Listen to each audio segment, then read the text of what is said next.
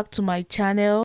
So in today's video, I will show you how to slay your miracle knot crochet on a budget. And I will be using our urban coily hair. This hair is from my brand Ivomelda. It is a premium synthetic hair designed to last long. The coils of this hair is so beautiful and it looks exactly like human hair. The length is 20 inches, and because I don't want the miracle knot to be too long, I will cut it into two in order to achieve my desired length. Okay, at this point, I just have to stop talking and allow you enjoy the installation process. Don't forget that the link of this hair is pinned down in the comment section, or you can check the description box for the link.